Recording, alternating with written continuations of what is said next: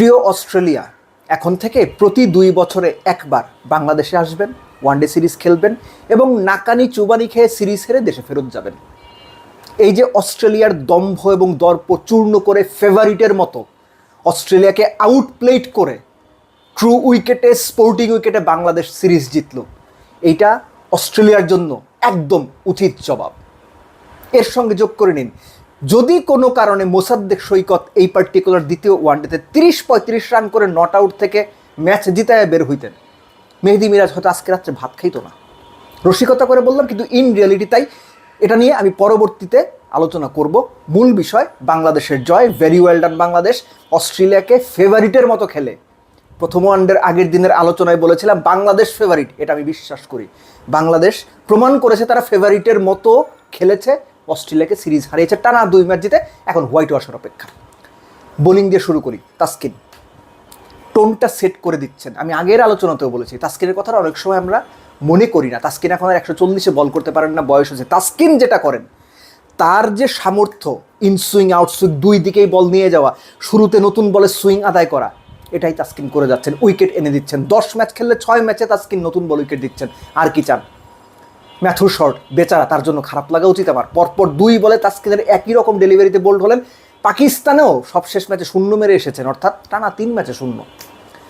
তাসকিনের ক্রেডিটটা আরও বাড়বে যখন আপনি দেখবেন 81-তে 6টার উইকেটের পর মিরাজের ভুল ক্যাপ্টেন্সিতে, স্বার্থপর ক্যাপ্টেন্সিতে যখন বড় একটা জুটি হয়ে গেছে, 40 ওভার পর্যন্ত আপনার লাবুশের এবং বার্টলেট দাঁড়িয়ে গেছে, তাসকিন আসলেন পরপর 2 বলে এবং দুটোই বোল্ড আউট। বার্টলেট এবং অ্যাডাম জাম্পা দুটোই ইনসুইং, দুটোতেই রিভার্স সুইংয়ের হিন্ট ছিল। রিভার্স সুইং পেয়েছেন Taskin. It was a treat to watch both of the deliveries. আপনি যদি না দেখে থাকেন, অবশ্যই ওই দুটো উইকেট, অ্যাডাম জাম্পাকে বোল্ড এবং বার্টলেটকে বোল্ড, তাসকিন যেভাবে করেছেন দেখবেন। মুস্তাফিজ অ্যাজ ইউজুয়াল তার সিম আপ ডেলিভারি বা নতুন বলে তিনি যেভাবে রিসেন্ট টাইমে পারফর্ম করছেন, অস্ট্রেলিয়ার জবাব দেওয়ার মতো কিছু ছিল না। তানভীরকে আলাদা করে এখানে মেনশন দিতে হবে।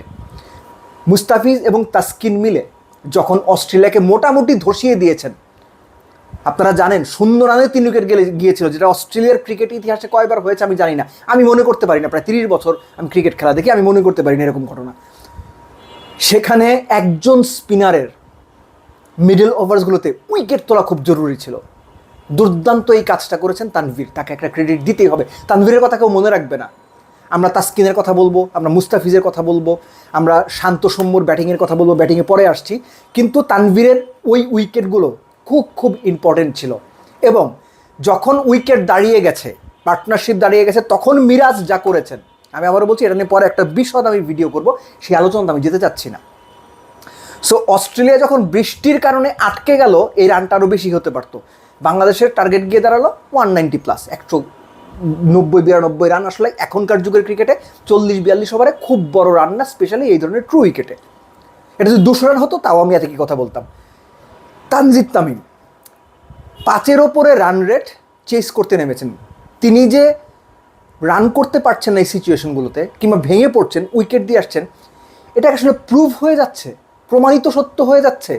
আমি খুবই ওরিড এই ব্যাপারটা নিয়ে। তানজিদ তামিমের ব্যাটিং স্কিল, তার অ্যাবিলিটি, তার সব কিছু মিলে টেম্পারমেন্ট, এগুলো নিয়ে আমার কোনো প্রশ্ন নেই। কিন্তু রান রেট চেস করার সময় যখনই 5-এর ওপরে উঠে যায়, তখনই কেন তানজিদ তামিম ফেল করছেন? এটার সমাধান তানজিদ তামিমকে কোচ, ক্যাপ্টেন, টিম ম্যানেজমেন্ট যেই হোক বা যারাই হোক খুঁজে বের করতে হবে। সৌম্য যেভাবে খেলা দরকার সেভাবেই খেলেছেন। যেভাবে সৌম্য সারা জীবন নিজের উইকেট দিয়ে এসেছেন, সেভাবেই উইকেট দিয়ে এসেছেন। এর চেয়ে বেশি কোনো কিছু বলার নাই। সৌম্য নিজেই বোধহয় নিজের ওপর সবচেয়ে বেশি বিরক্ত। নাজমুল হোসেন শান্ত,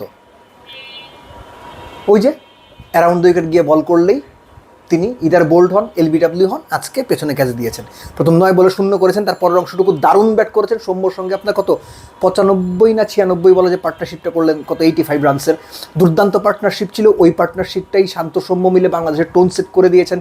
এর আগে 3 ম্যাচে আপনার 2টো 50, একটা 100 করেছিলেন Shanto. He is in very good form.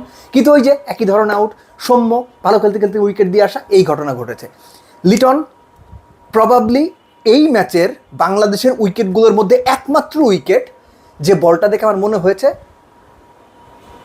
Unplayable বলা যায়, কিন্তু আরও একটু পিছিয়ে এসে বললে যে ব্যাটসম্যানরা আসলে কিছু করার ছিল না। ওই জায়গা থেকে বল অত শার্পলি ওপরে উঠে আসলে দুনিয়ার কোনো ব্যাটসম্যানেরই কিছু করার থাকে না। এই কারণে লিটন উইকেটটা নিয়ে আসলে কিছু বলার নাই। Liton was looking so solid, so good. Towhid Hridoy উইকেটে থাকাটা খুব প্রয়োজন ছিল তার জন্য, নিজের জন্য, দলের জন্য তো বটেই। এই যে ম্যাচ জিতিয়ে নট আউট থেকে বের হয়েছেন, ইট ওয়াজ absolutely brilliant from Towhid Hridoy. বল খেয়েছেন, কিন্তু ওই সময়টা দরকার ছিল। কেননা মিরাজ যখন উইকেটে এলেন মোসাদ্দেকের আউটের পরে, মোসাদ্দেকের আউটের কথা পরে বলছি, যখন উইকেটে এলেন তখনও প্রায় 50-এর কাছাকাছি রান বাকি, কত 46-47 রান বোধহয় বাকি। ওই সময় মোসাদ্দেকের আউটের পরে যদি তাওহিদ হৃদয় আউট হয়ে যেতেন, বাংলাদেশের জন্য খুব ট্রিকি একটা সিচুয়েশন হলেও হতে পারত। মিরাজের সঙ্গে মিলে যে তাওহিদ হৃদয় 50-এর পার্টনারশিপটা করেছেন, সেটাই আসলে বাংলাদেশকে সিরিজ জিতিয়েছে। মোসাদ্দেক সৈকত, আপনি যদি 30-35 রান করে নট আউট থেকে ম্যাচ জিতে বের হইতেন, মিরাজ আজকে রাত্রে ভাত খাইতো না। আপনি নিশ্চিত থাকেন ভাই, পরপর 2 4 মেরেছেন, ওই ওভারে আবার কেন আপনার ওরকম শটটা খেলতে হবে?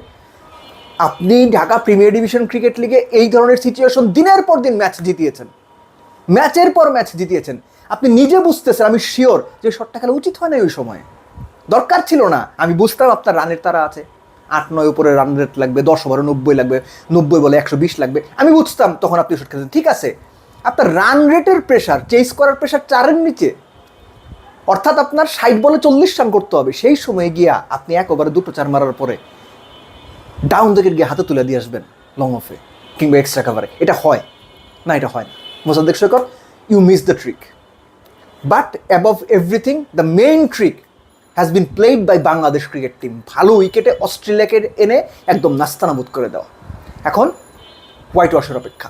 আশা করব বাংলাদেশ তৃতীয় ওয়ানডেতে আরও শার্প, আরও লিথাল, আরও ফোকাসড হয়ে মাঠে নামবে এবং অস্ট্রেলিয়াকে হোয়াইট ওয়াশ করে তারপর T20 সিরিজেও ফেভারিটের মতো মাঠে নামবে। Very well done Bangladesh.